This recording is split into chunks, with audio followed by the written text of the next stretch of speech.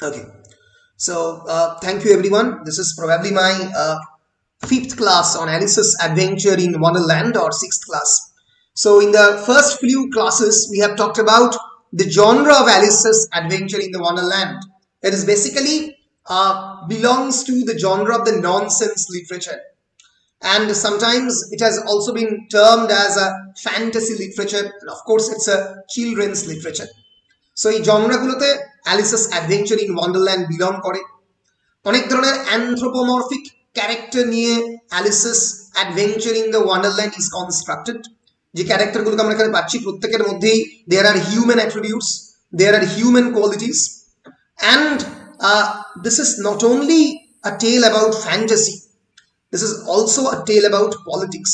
সেই সময়কার রাজনীতি, খুব ভীষণভাবেই সেই সময়কার সমাজনীতি, এগুলোর উপরে অ্যালিসেস অ্যাডভেঞ্চার ইন দ্য ওয়ান্ডারল্যান্ডে অনেকগুলো অ্যালিউশন রয়েছে, এটা আমরা বিভিন্ন সময় দেখতে পেয়েছি। So let us move in. আমি প্রেজেন্ট করছি, দেখো প্রেজেন্ট আসবে। Yes yes, so you can see actually two screens of mine. So I have already taught you about the first 6 chapters. Today I'll try to move into the 7th one and try to end at least the storyline or the summary of this particular book. Okay, 1 second. So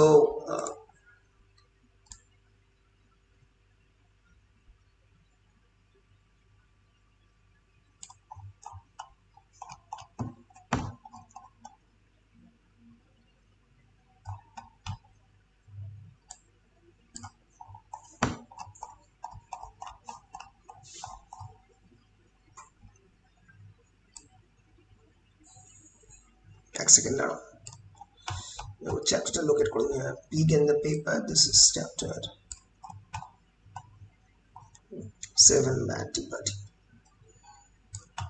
Yes, so আমরা একবার আগে দেখে নিই যে what is the basic summary of the mad tea party. তোমরা কি দেখতে পাচ্ছ স্ক্রিনের মধ্যে?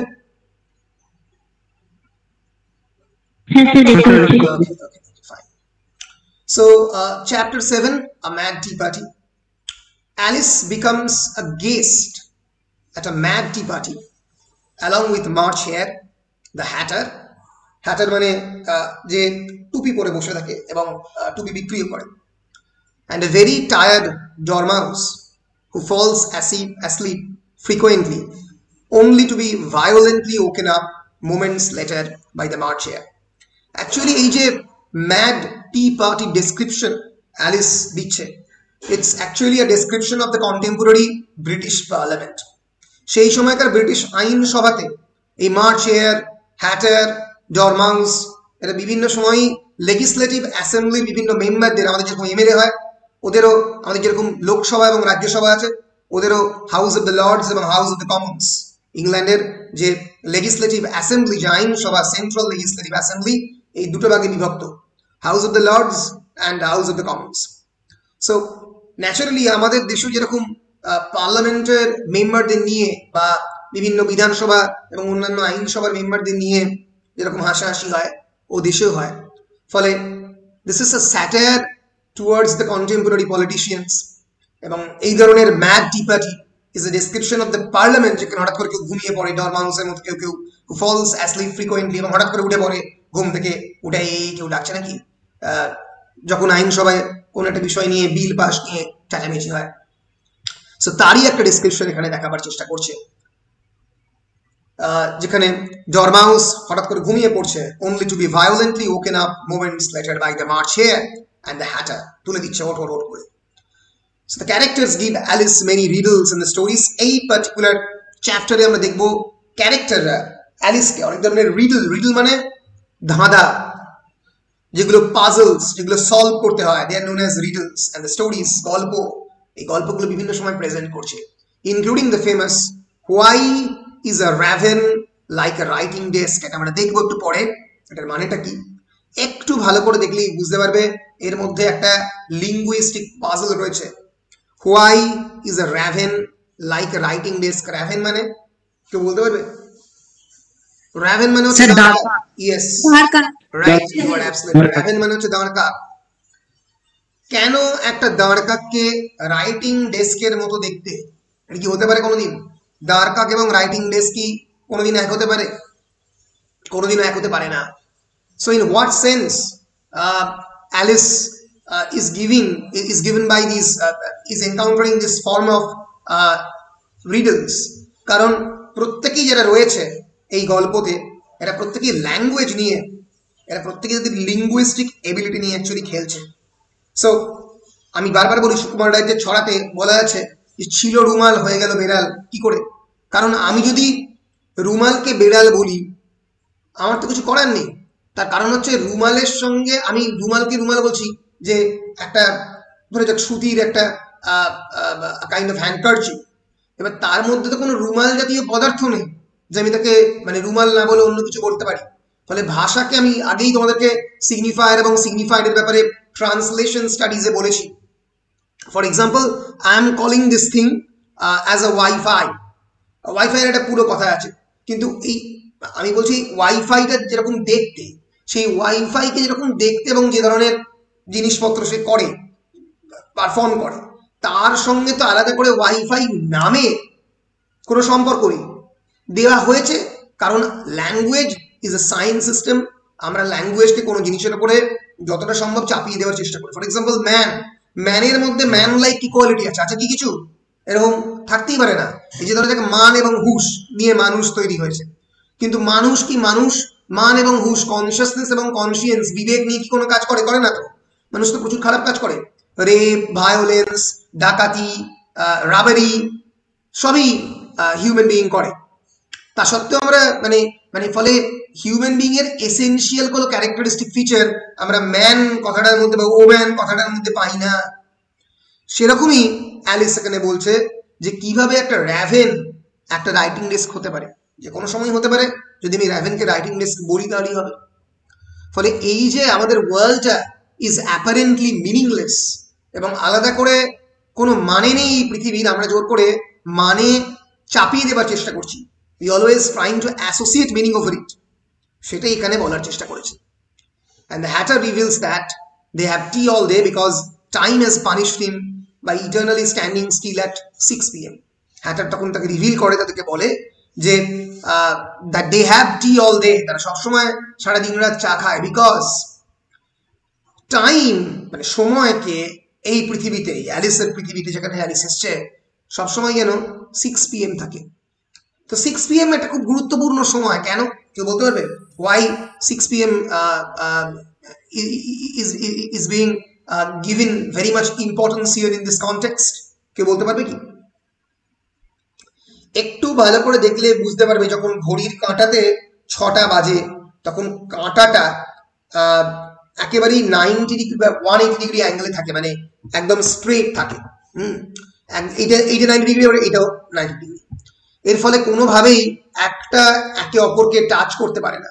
সো আমাদের হিউম্যান সেলফের মতো এমন একটা সময় যেখানে মানে আমরা আমাদের থেকে সব থেকে বেশি দূরে থাকি। যদি দুটো কাঁটাকে দুটো হিউম্যান সেলফ বলে আমরা ধরি, একটা ছোট কাঁটা একটা বড় কাঁটা, একে অপরের থেকে সব থেকে বেশি এলিয়েনেটেড পোর্শনে 6 p.m. থাকে। ওকে, সো এই সিম্বলিক্যাল মিনিংটা এখানে দেখাবার চেষ্টা করেছে যে ইটারনালি আমরা প্রায় ইভিনিংয়ে থাকি, সেজন্য আমরা সবসময় চা খাই।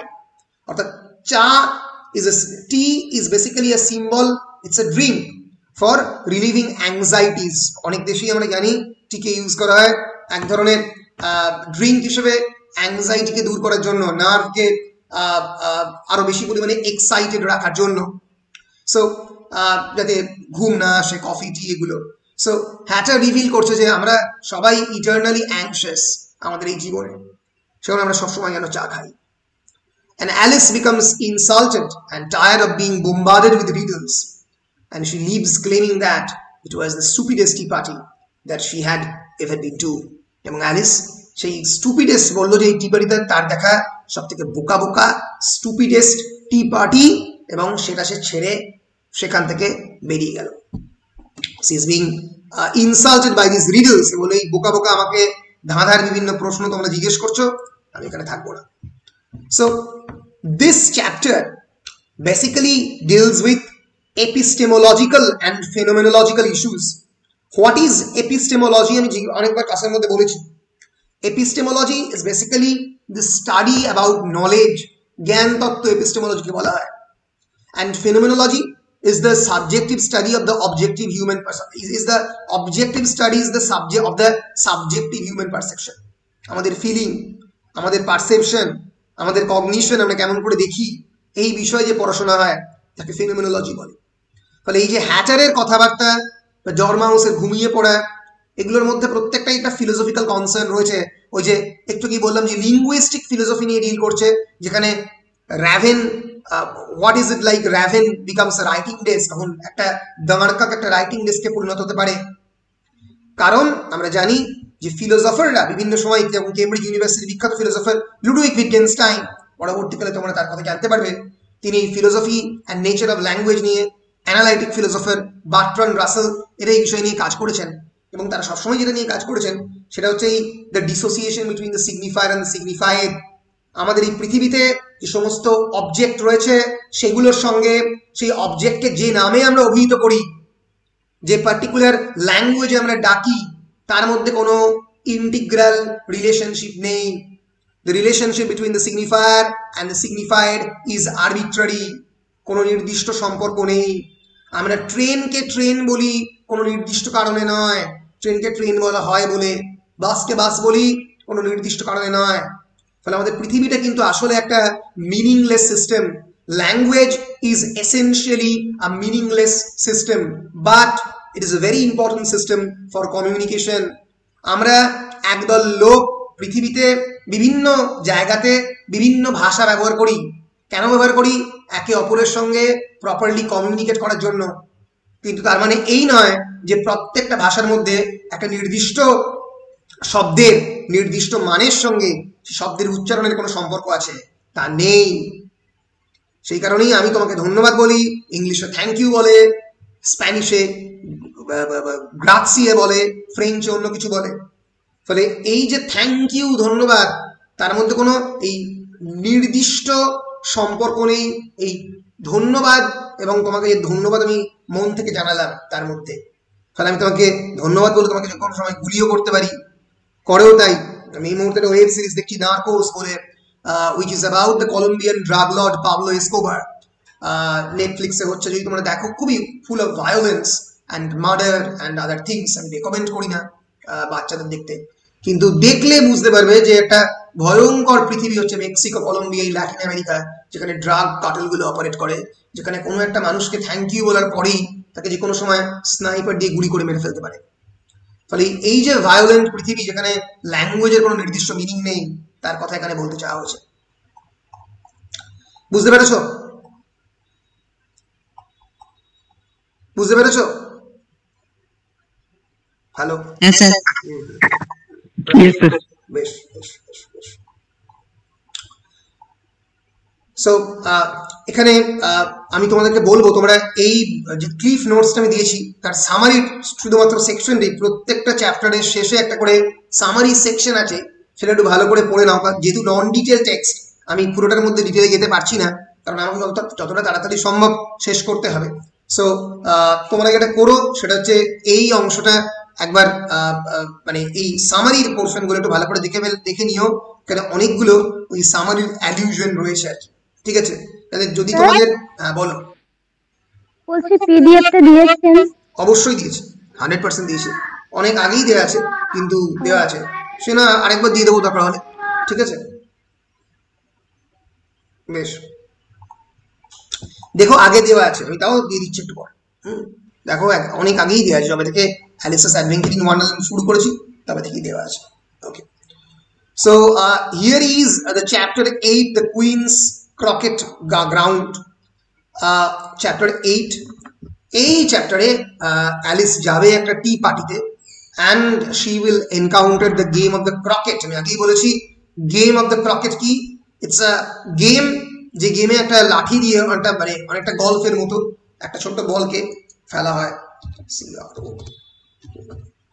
যার উল্লেখ তোমরা অনেকটাই পেয়েছো আর কি।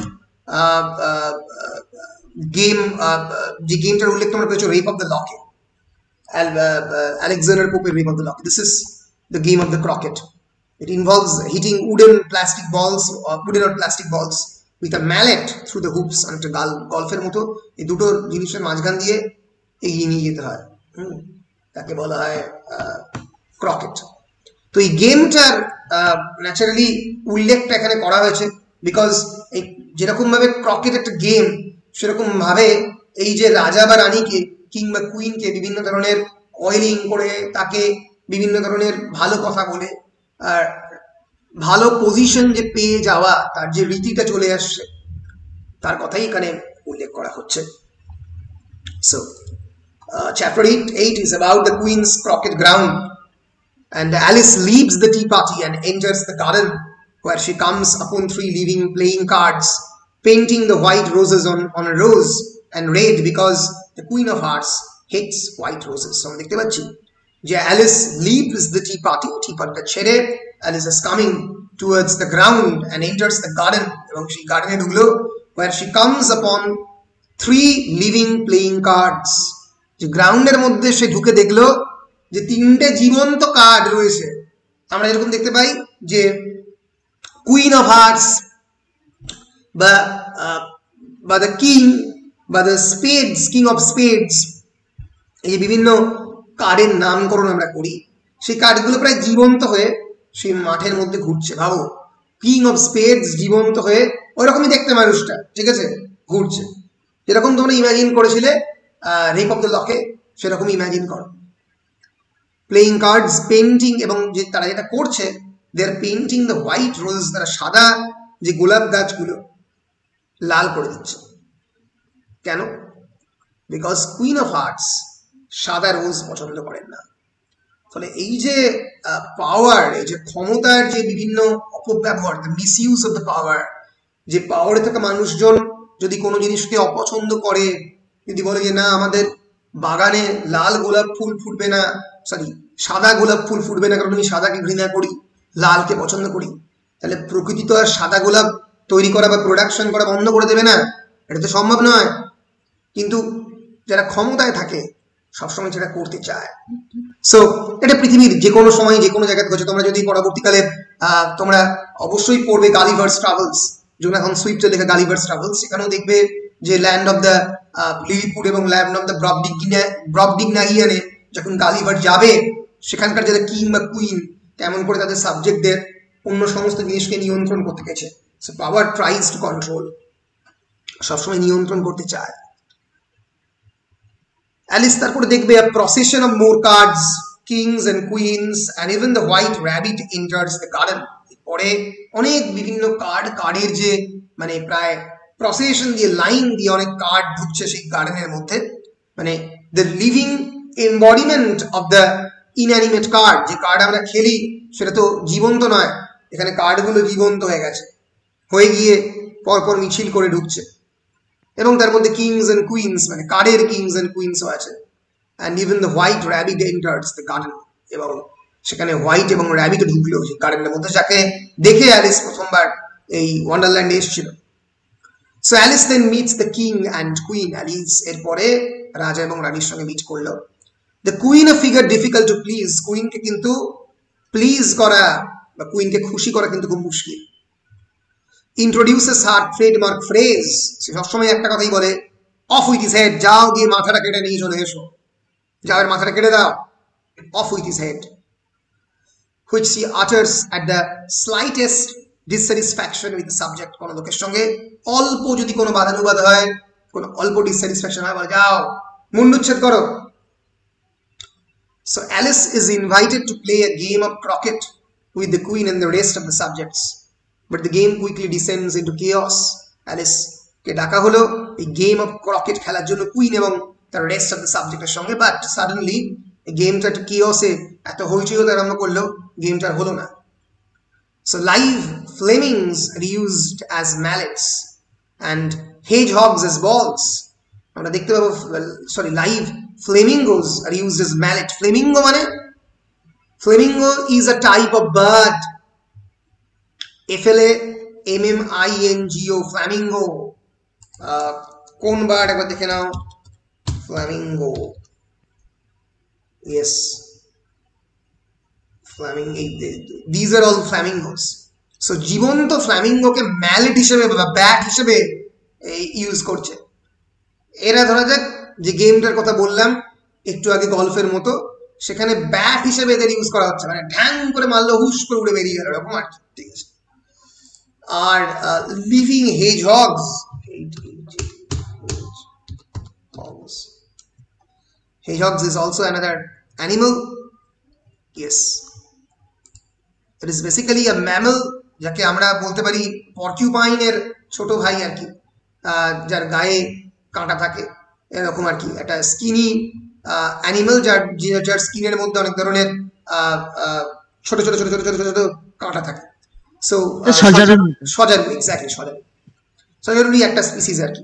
সো হেজহগ এই যার গায়ে কাঁটা থাকে, অর্থাৎ জীবনেও যেরকম কাঁটা থাকে, এবং এখানে এই এই এদের খেলাতে কুইনদের ক্রকেট গেমের মধ্যে কিন্তু বলটাতেই কাঁটা রয়েছে, ফলে বিষয়টা কোনো সহজ গেম নয়। ফ্ল্যামিঙ্গো এবং হেজহগদেরকে ইউজ করা হচ্ছে খেলার জন্য। So as balls and Alice once again meets the Cheshire Cat, এই সময় চেসার ক্যাটের সঙ্গে আবার অ্যালিসের দেখা হলো। যাদের মনে নেই চেসার ক্যাটকে, যাকে জানিয়ে রাখি চ্যাপ্টার 6-এ আমরা চেসার ক্যাটকে একবার পেয়েছি, যাকে দূর থেকে হাসতে দেখেছিল অ্যালিস, এবং আমরা খানিক বাদেই লক্ষ্য করেছিলাম যে তার হাসিটা রয়ে গিয়েছিল, কিন্তু চেসার ক্যাটের আর বডিটা ছিল না। The Queen of Hearts and then orders the cat to be beheaded. Queen of Hearts বললো যাও ওই ক্যাটটার মাথাটাকে নিয়ে চলে এসো। কুইন অফ হার্টস যখনই ইচ্ছা হয়, মানে বেসিক্যালি কুইন, তার যখনই ইচ্ছে হয় সে মানুষের মুন্ডু উচ্ছেদ করে।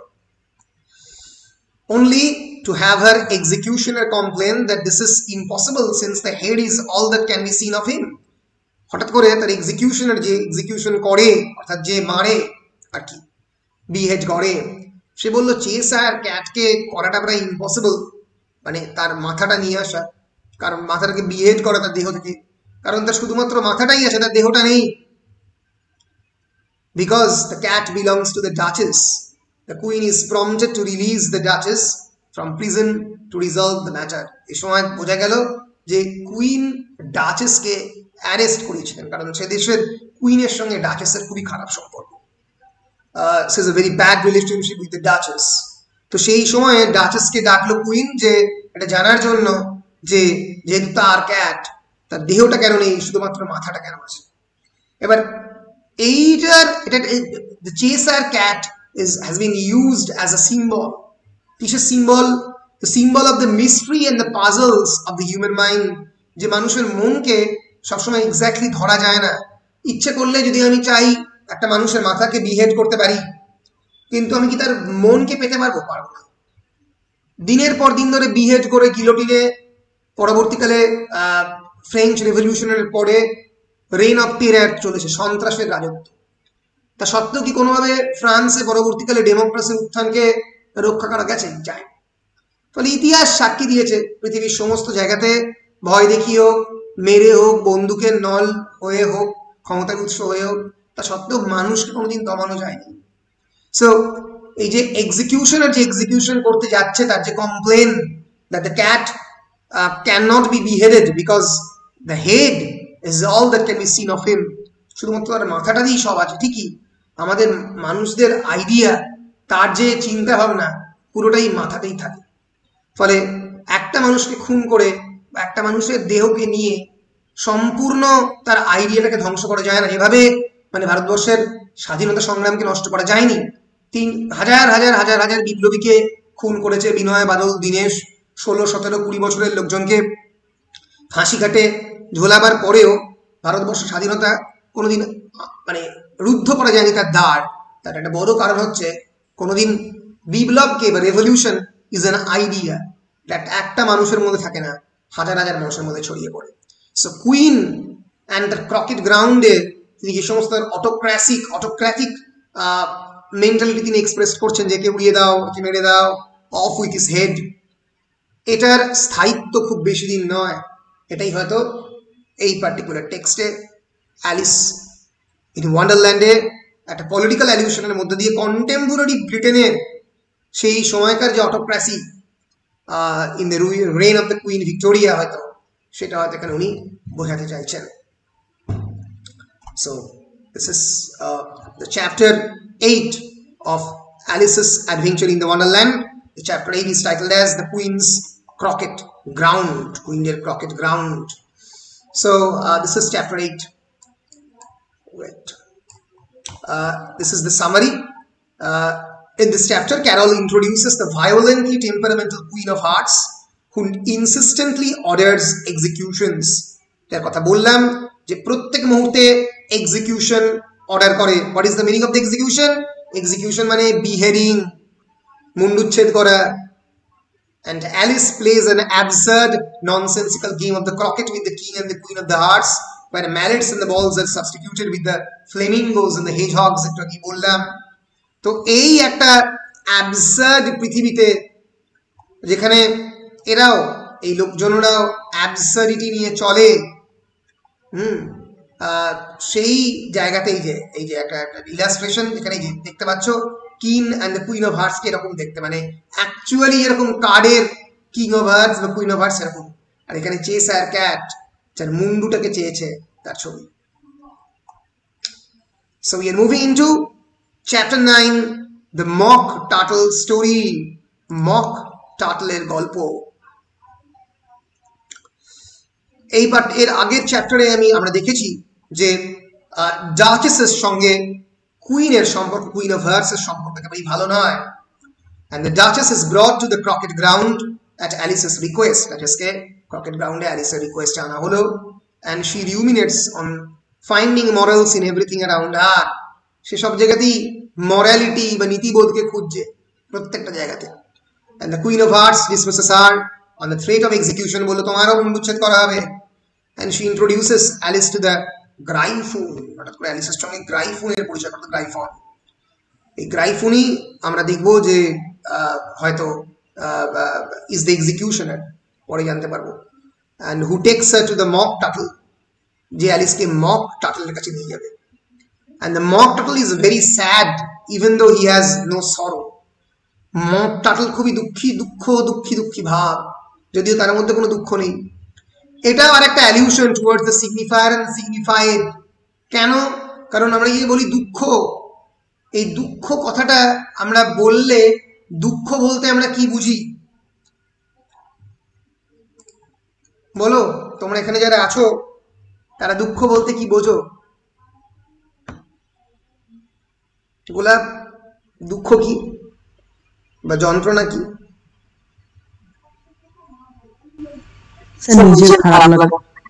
হ্যাঁ, ভালো, খুব ভালো উত্তর, অনির্বাণ ভালো উত্তর দিয়েছে। and anything, anybody? গোলাপ বা পরমানন্দ, দুঃখ বলতে কি বোঝো তোমরা?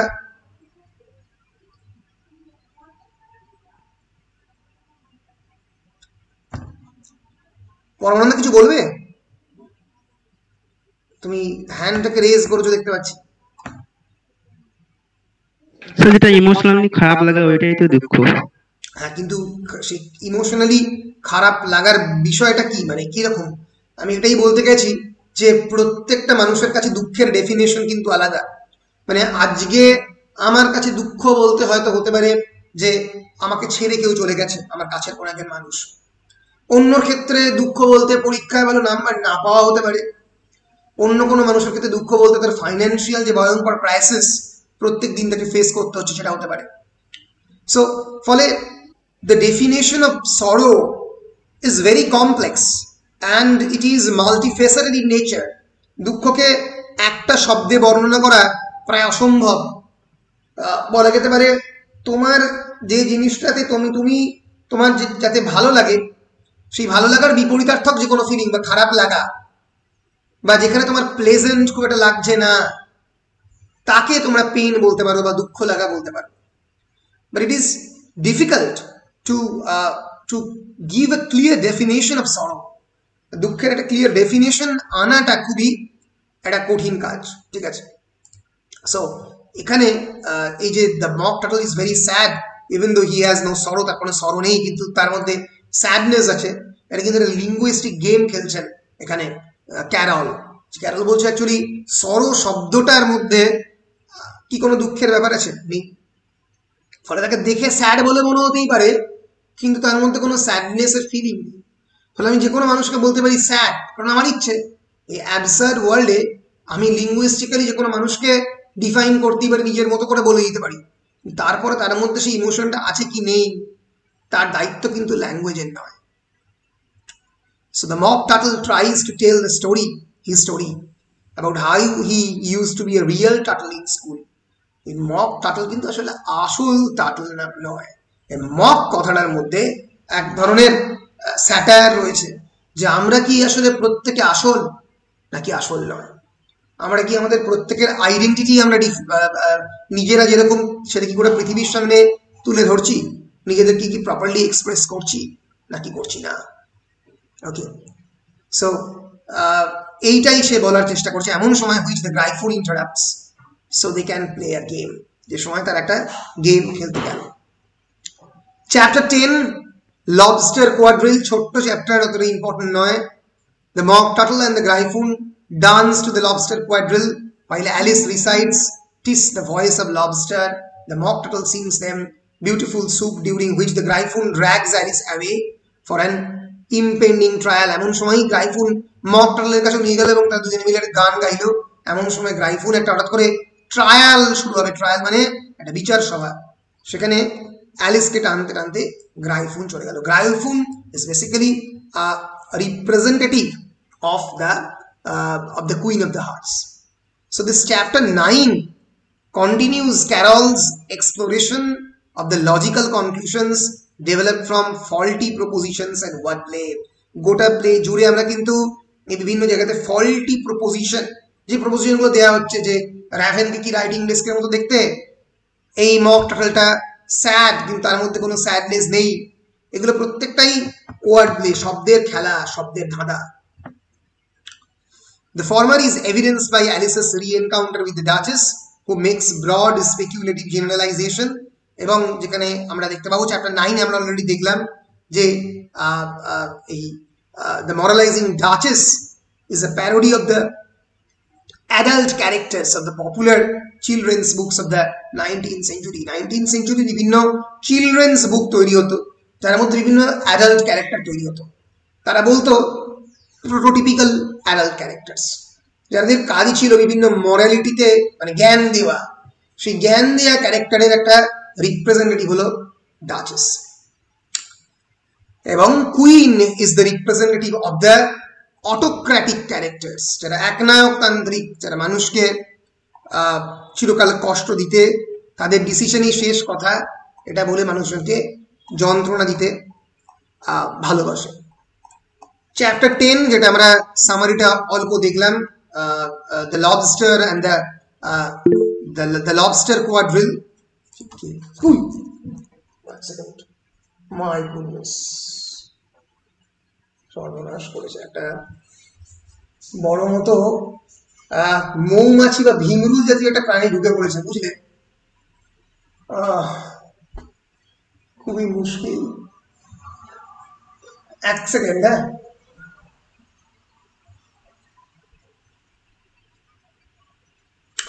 বেশ, দেখি কতক্ষণ কন্টিনিউ করা যায়, কতটা সেফ বুঝতে পারছি না। So let's continue.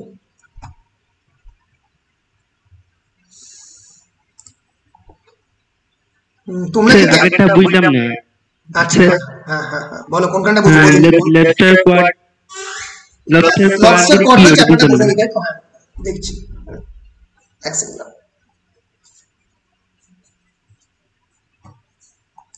মা, এটা ঢুকে পড়েছে, বুঝলে? এখানে একটা বড় ভীমরুল মতো ঢুকে পড়েছে।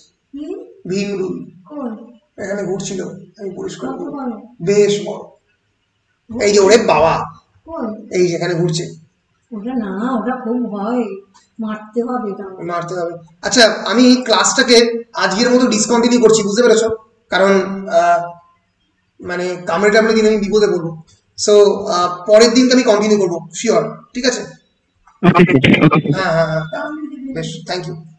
Hello hello hello hello hello, তোমরা শুনতে 2 মিনিট একটু মানে থাকো তো, দেখি মারা যায় কিনা, তারপরে দেখছি। হ্যাঁ স্যার।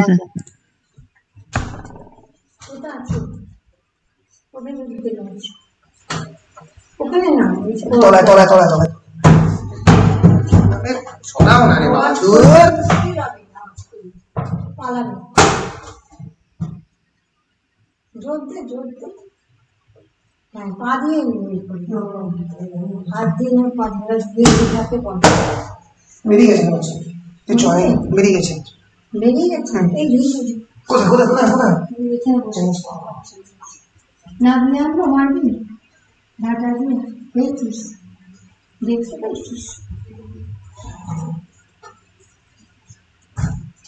না না ফাঁকা একটা বসতে দে মানে কোনো মানে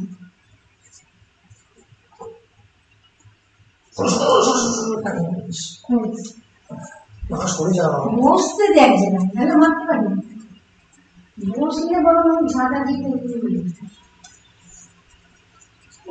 মারি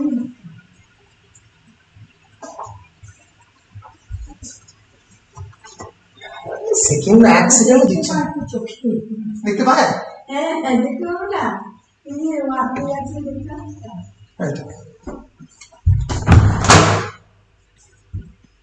আছে আছে এবার পড়াশোনা তাহলে কি লেগে না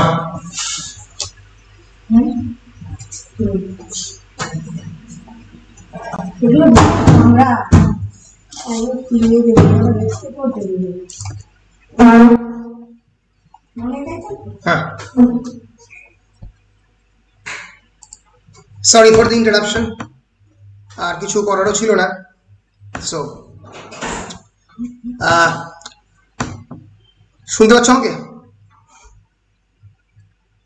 হ্যাঁ স্যার ঠিক আছে বেশ সো উই ওয়্যার যেখানে গোলাপ বলেছিল যে লবস্টার অ্যান্ড দ্য কোয়াড্রিল চ্যাপ্টারটা বুঝতে পারিনি তো এই জায়গাটাতে আমরা একটু ইলাবোরেট করার চেষ্টা করছি so basically this chapter 10 focuses on Alice's continued conversation with the mock turtle and the gryphon এই চ্যাপ্টারে আমরা mock turtle এবং গ্রাইফুনের যে কনভারসেশন অ্যালিসের সঙ্গে চলছে দেখতে পাচ্ছি The chapter is very short in length. The short length of this chapter focused as it is on the more linguistic hygienes along with the lobster quadrille dance and the mock turtle song. Lobster quadrille dance, mock turtle song, turtle soup এইগুলোর দিকে বেশি পরিমাণে concentrate করছে which leaves little room for interpretation যেখানে ব্যাখ্যার জায়গাটা সত্যি খুব কম কারণ এটা পুরো চ্যাপ্টারটাই গান নিয়ে আর কি গান মানে একটা সং হচ্ছে দ্য টার্টল স্যুপ সেটা নিয়ে টার্টলের স্যুপ আর কি নেভারথেলেস যে মেজর থিমটা পারসিস্ট করছি চ্যাপ্টারে including the logic that results either in a sense of order or extreme chaos and the parody of moralising that implies only good can come from following rules যে কয়েকটা regulation বা rule follow করলেই সেই follow করাটাই হচ্ছে ভালো হওয়া বা ভালো থাকা ভালো মানে কি কয়েকটা রুলস এবং রেগুলেশনস মেনটেন করা এই যে একটা বেসিক লজিক এই লজিকটার এগেনস্টে এই চ্যাপ্টারে বলা হচ্ছে যে মরালিটি মানেই বা নীতিবোধে মানে মানুষ যদি সারা জীবন সোকল কোনো পাপ কাজ না করে কোট আন কোট পাপ কাজ পাপের ডেফিনেশন তো আমরা ঠিক করি তাহলে মানুষের জীবন রচনা ভালো হবে এই জিনিসটার এগেনস্ট এই চ্যাপ্টার কথা বলছি এই চ্যাপ্টারে আমরা যেটা দেখবো সেটা হচ্ছে যে as the chapter begins the mock turtle continues his tale তার গল্পটা বলবে but not before sighing deeply and sobbing হঠাৎ করে কাঁদতে আরম্ভ করবে and the gryphon compares the turtle's difficulty to having a bone lodged in one's throat and he shakes and holds the turtle to help him along এবং সে টার্টলকে বলবে যে তোমার প্রায় গলায় যেরকম হাড় আটকে গেলে এরকম হয় সেরকম তোমার অবস্থা দুঃখ পেও না with tears running down his face the mock turtle speaks of a dance called the lobster quadrille বলে এক ধরনের ডান্স রয়েছে লবস্টার মানে কি লবস্টার মানে হচ্ছে ওই একটা বিরাট ধরনের আর কি বেসিক্যালি চিংড়ির যে ফর্ম তাকে লবস্টার, কি বলছো? গলদা চিংড়ি, অ্যাবসলিউটলি, তাকে লবস্টার বলে।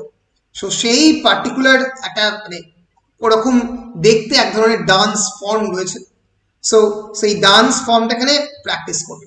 এবং এখানে মানে পুরো চ্যাপ্টার জুড়ে একটা গান আছে, এই যে গান will you walk a little faster, সেটা whiting to a snail, there is a porpoise close behind us, তুমি কি তাড়াতাড়ি হাঁটবে, কারণ আমাদের পেছনে একটা পরপয়েজ তারা করেছে, and he is treading on my tail, এবং আমার ল্যাজের উপরে প্রায় উঠে পড়ছে।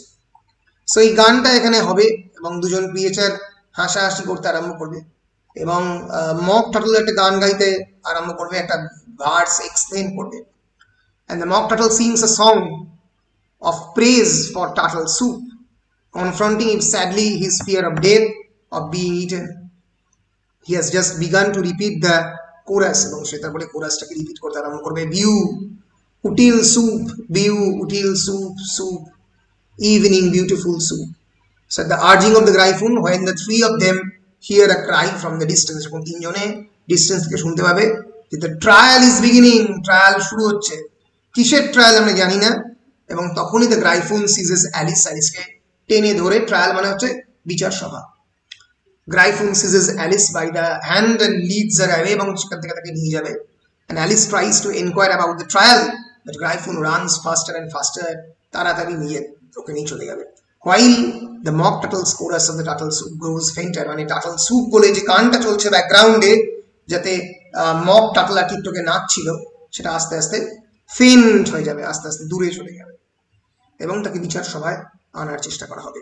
So this is chapter 10। বুঝতে পেরেছো গোলাপ? হ্যাঁ স্যার, বুঝতে পেরেছি। বেশ। Now we are moving into chapter 11, Who Stole the Tarts? Alice attends a trial whereby the knave of hearts is accused of stealing the queen's tarts.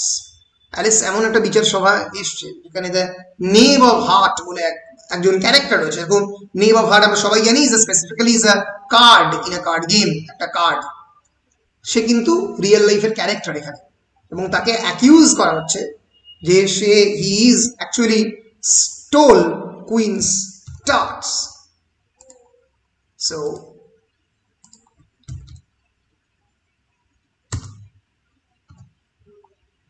wait,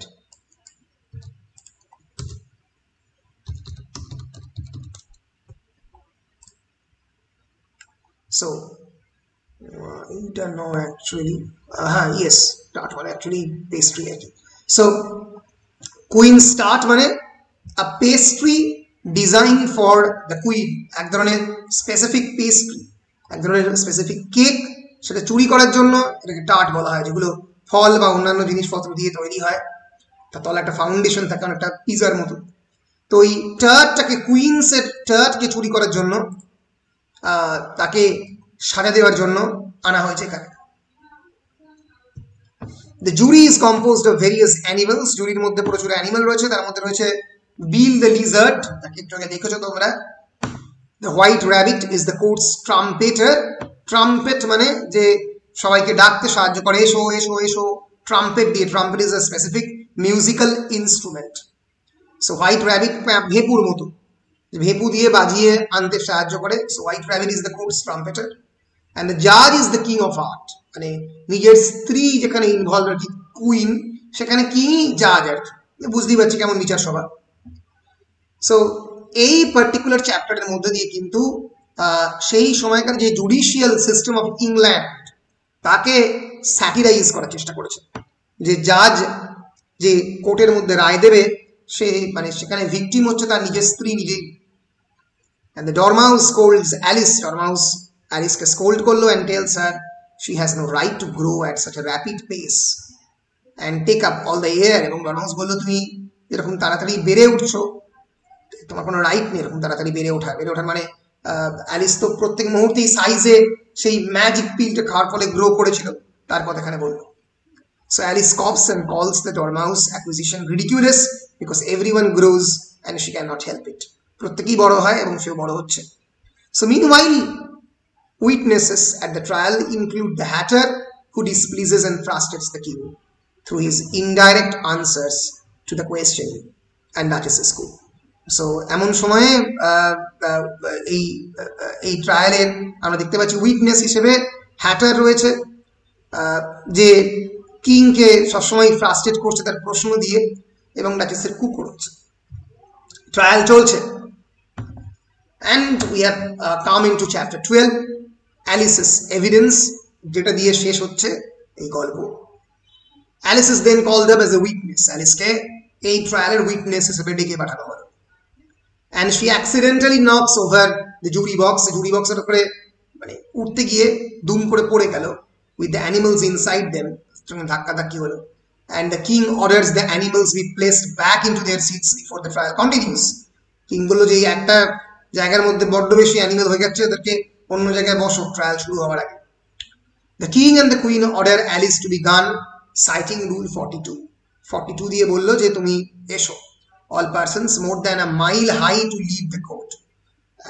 1 মাইলের ওপরে যে কোনো বড় লোক এই কোর্ট রুম ছাড়তে পারে। অ্যাবসার্ড রুল, কোনো মানুষ 1 মাইলের লম্বা বড় হয় না। এটাই দেখাচ্ছে যে সেই সময়কার কন্টেম্পোরারি ইংল্যান্ডে যে সমস্ত রেগুলেশনস বা আইনগুলো ছিল প্রত্যেকটাই absurd. But Alice disputes their judgement and refuses to leave. Alice জায়গা ছাড়তে চাইল না। She argues with the king and the queen of hearts over the ridiculous proceedings. বলে কি ধরনের প্রসিডিংস হচ্ছে, হ্যাঁ এটা কি কোর্ট না অন্য কিছু? Eventually refusing to hold her tongue, তার নিজের জিভকে ধরতে রাজি নয়, মানে জিভকে সে কন্ট্রোল করতে নিয়ন্ত্রণ করতে রাজি নয়, সে বলবে। And the queen shouts her family, off with her head, যাও গিয়ে মাথাটাকে ব্যবচ্ছেদ করো। But Alice is unafraid. Alice ভয় পেল না, calling them out as just a pack of cards. বলে তোমরা কেউ মানুষ নয়, তোমরা সবাই pack of cards. Pack of card যেরকম মানুষের দ্বারা নিয়ন্ত্রিত হয়, এদেরকে বলছে তুমিও pack of cards. Just as they start to swarm over her, যখনই তারা তাকে ঘিরে ধরার চেষ্টা করলো। and Alice's sister wakes up, আর সেই সময়ই অ্যালিসের যে বোন তাকে ঘুম থেকে তুলে দিল from a dream, স্বপ্নের মধ্যে, brushing what turns out to be some leaves and not a shower of playing cards from Alice's face. হঠাৎ অ্যালিস দেখলো যে কয়েকটা পাতা তার মুখের উপরে ফেলেছে, কারণ অ্যালিসের বোন ঘুম থেকে তোলার জন্য তার মুখে কয়েকটা পাতা দিয়ে ঘষছে, এবং অ্যালিস ভেবেছিল সেটা গেম অফ কার্ডস, কিন্তু কার্ড নয়। Alice leaves her sister on the bank to imagine all the curious happenings for herself. Alice তার সিস্টারকে রিভার ব্যাংকে রেখে এই যে ঘটনাটা তার সঙ্গে ঘটলো, যে ইমাজিনেশনে তার ড্রিমের মধ্যে এটা এলো, তার জন্য সে ভাবতে একটু দূরে গিয়ে চলে গেল, দূরে গিয়ে বসলো। এই হচ্ছে অ্যালিসেস অ্যাডভেঞ্চার ইন দ্য ওয়ান্ডারল্যান্ডের গল্প। পুরোটাই স্বপ্ন দেখছিল অ্যালিস, কিন্তু এই স্বপ্নের মাধ্যমে সেই সময়কার ইংল্যান্ডের বেশ কয়েকটা specific system, be it the judicial system, be it the autocracy of the king and the queen, be it the backstabbing of some of the administrators of the contemporary England, তাদের পেছন থেকে ছুরি মারা, সেইগুলোকে এই অ্যালিসেস অ্যাডভেঞ্চার ইন দ্য ওয়ান্ডারল্যান্ডে দেখানোর চেষ্টা করা হয়েছে। এই যে this is the picture of the famous trial, যেখানে ট্রায়াল হচ্ছে, যেখানে King of Hearts and Queen বসে আছে, ট্রাম্পেটিয়ার হচ্ছে র্যাবিট, এও বসে আছে। What we can say is that the final 2 chapters of the book cover the trial concerning who stole the queen's start, queen's start মানে কেকটাকে চুরি করেছে তাই নিয়ে। And the trial is seemingly as disorganized as the caucus race, যেটা আগে হয়েছে, and ineffective as well. So chapter 11 reintroduces the king and the queen of hearts, the white rabbit, the duchess's school, cook, Bill the lizard, and the participants of the mad tea party. প্রত্যেককেই আমরা এর মধ্যে দেখতে পাবো। And the trial as described by Carroll is a kangaroo court. Kangaroo court মানে কি জানো তোমরা? Anybody here knows the meaning of the kangaroo court? Kangaroo court হচ্ছে এক ধরনের বিচার সভা যেখানে বিচার কিছু হয় না, which is basically a farce, যেখানে কোনো একজন মানুষকে বিচার সভায় দাঁড় করিয়ে বলা হয় যে দোষী কিনা, বলে হ্যাঁ দোষী, তাহলে মেরে দাও। So kangaroo court is a court that basically ignores the recognized standards of the law and justice. Law and justice এর মধ্যে একটা নির্দিষ্ট প্রসিডিং থাকে, এভিডেন্স বা প্রমাণ জারি করতে হয়, কিন্তু ক্যাঙ্গারি কোর্টে সব কিছু লাগে না, কোনো ডিউ প্রসেস হয় না, জাস্ট গুলি করে মেরে দেওয়া হয়, তুমি দোষী দোষী। দেখতে পাচ্ছ বিখ্যাত ক্যাঙ্গারি কোর্টের এক্সাম্পল নাৎসি জার্মানিতে, সেখানে অ্যাডলফ হিটলার রাজত্ব করতো, পেছন দিকে স্বস্তিকা চিহ্ন দেখে বুঝতে পারছো ক্যাঙ্গারু কোর্টের example, a session of the People's Court in Nazi Germany, a kangaroo court that conducted show trials of political enemies, যে কোনো রাজনৈতিক শত্রুকে ধরতো, ধরে গুলি করে মেরে দিত, তুমি দোষী মানে তুমি দোষী। তো এইরকম একটা ট্রায়ালের এক্সাম্পল, ক্যাঙ্গারু কোর্টের একটা এক্সাম্পল আমরা এখানে পেলাম। So Carroll is showing a kangaroo court, which is to say that it is a broad parody of the legal system, complete with the powdered wigs and strained logic.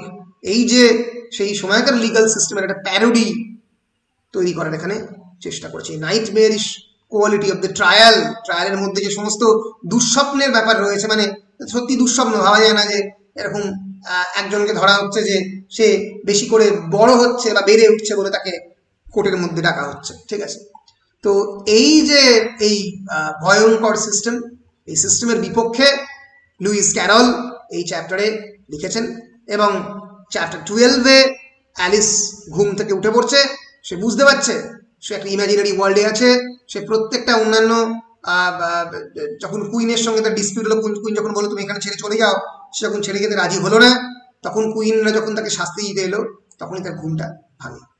So chapter 12 is actually about Alice waking up from her dream, the dream থেকে উঠে পড়ছে তার গল্প। So এই হচ্ছে the general structure of Alice's adventure in Wonderland, Alice's adventure in Wonderland এর basic গল্পটা। আমরা যদি একটু ভালো করে দেখার চেষ্টা করি তাহলে বুঝতে পারবো যে হোয়াইট র্যাবিট এই গল্পের একজন ইম্পর্টেন্ট ক্যারেক্টার, যার সঙ্গে গল্পের শুরুতে দেখা হয়েছিল।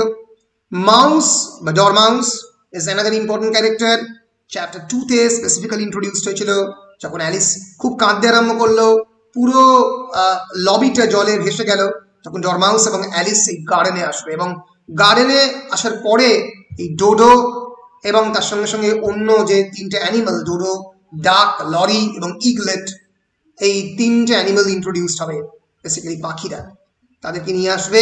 আমরা বিল দ্য লিজার্ডের কথা বলবো, প্যাট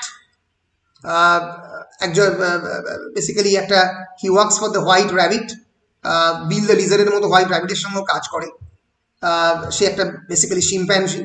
বিল দ্য লিজার্ডকে আমরা দেখতে পেয়েছি, পাপি একটা ছোট্ট জায়গাতে পেয়েছি, ক্যাটারপিলারকে পেয়েছি, ডাচেসকে পেয়েছি, যদিও ফিজিক্যালি করে ডিসক্রাইব করেনি, কিন্তু সি ইজ ভেরি আগলি। এটা বিভিন্ন যে তার পেন্টিং রয়েছে অ্যালিসেস অ্যাডভেঞ্চার ইন দ্য ওয়ান্ডারল্যান্ডে, আমরা দেখতে পেয়েছি ডাচেসকে, যে ডাচেসের আরেকটা ছবি অনেক সময়ই ডাচেসকে এরকম ভাবে দেখানো হয়েছে বিভিন্ন জায়গাতে। দ্য চেসায়ার ক্যাট, তাকে আমরা দেখেছি, the March hare, the mad hatter, প্রত্যেকেই বিভিন্ন, the dormouse, this is the queen of hearts and the king of hearts, the knave of heart, Alice in Wonderland বলে একটা বিখ্যাত সিনেমা আছে, আমি দেখতে বলছি, সেখান থেকে নেম অফ দ্য হার্টের ছবিটা নেওয়া হয়েছে, যাকে শাস্তি দেওয়ার জন্য আর কি আনা হয়েছিল বেসিক্যালি। সো যদি আমরা দেখি কি কি সিম্বলিজম রয়েছে অ্যালিসেস অ্যাডভেঞ্চার ইন দ্য ওয়ান্ডারল্যান্ডে, তাহলে আমরা দেখতে পাবো যে অ্যালিসেস অ্যাডভেঞ্চার ইন ওয়ান্ডারল্যান্ডে অনেক ধরনের সিম্বল রয়েছে। উইলিয়াম এমসন তার একটা বিখ্যাত বই লিখেছিলেন অ্যালিস ইন ওয়ান্ডারল্যান্ড বলে, এমসন একজন বিখ্যাত ক্রিটিক, সেখানে তিনি বলেছিলেন যে প্রথম যে নিয়ান্ডারথাল ম্যানের ডিসকভারি, সেই সময় তো প্রথম মানুষ যে বাঁদর থেকে এসছে, মানুষ যে আসলে মানুষ প্রথম থেকেই হয়নি, ডারউইন সেটা প্রথম বলেছিল তার বিখ্যাত বই origin of the species in the means of the natural selection 1859 এই বইতে, where he talks about the discovery of the Neanderthal man, একটা প্রিহিস্টোরিক প্রাইমেট, যাকে ভাবা হতো যেখান থেকে হিউম্যান স্পিসিস ইভলভ করেছে। তো that actually discovered just 3 years before Lewis Carroll conceived Alice's adventure in the Wonderland। ফলে মানে এই যে মানুষের একটা নন রিলিজিয়াস অরিজিন, অর্থাৎ খ্রিস্টানিটি চিরকাল বিশ্বাস করতো মানুষের জন্ম হয়েছে মানুষ থেকেই, মানুষ ঈশ্বরের সন্তান, কিন্তু আসলে মানুষের জন্ম যে বাঁদর থেকে, এটা তো একটা বিরাট বড় ধাক্কা ছিল সেই সময়কার ধর্মের প্রতি। ফলে এই যে অ্যানিমেলদের বিভিন্ন ইনক্লুশন, এই যে বিভিন্ন ধরনের অ্যানিমেলদের সঙ্গে হিউম্যান ইন্টারাকশন, এটা কিন্তু অনেকেই বলে এই ক্যারল ডারউইন থেকে ইন্সপায়ার হয়ে করেছিল, কারণ মানে মানুষের জন্ম যেহেতু অ্যানিমেল থেকেই, তাই অ্যানিমেলের সঙ্গে মানুষের কোনো পার্থক্য নেই। ফলে অনেক অ্যানিমেল গুলোকে পাশাপাশি দাঁড় করিয়ে Alice's adventure in Wonderland is an interaction of one animal, that is human being, with other animals. William Emerson equates Alice's plunged into a pool of tear, as a pool of tear যেখানে Alice ডুবে মরছিল তার সেটাকে অনেকটা প্রাইমোরিয়াল সুপের সঙ্গে তুলনা করা হয়েছে। প্রাইমোরিয়াল soup মানে আদিম সুপ, যেখান থেকে বাইবেল টাইবেল ভাবে নোয়ার আর্ক, সেখান থেকে নোয়া কি করেছিল, প্রত্যেকটা অ্যানিমেলের একটা করে রিপ্রেজেন্টেটিভকে তার যে বিরাট বড় নৌকা, সেই নৌকার মধ্যে নিয়ে গিয়েছিল। তো সেই নৌকার যে একটা অ্যালিউশন আমরা কিন্তু এই অ্যালিসেস অ্যাডভেঞ্চার ইন দ্য ওয়ান্ডারল্যান্ডে, যখন অ্যালিস ওই বিরাট বড় পুল অফ টিয়ারের মধ্যে ভেসে যাচ্ছে এবং ডোডো পাখি এবং অন্যান্য পশুরা সেখান থেকে ভেসে ভেসে যাচ্ছে, তো ওই নোয়ার আর্কের একটা সিম্বলিক রিপ্রেজেন্টেশন আমরা কিন্তু পাচ্ছি। সো এই হচ্ছে মোটামুটি অ্যালিসেস অ্যাডভেঞ্চার ইন দ্য ওয়ান্ডারল্যান্ড।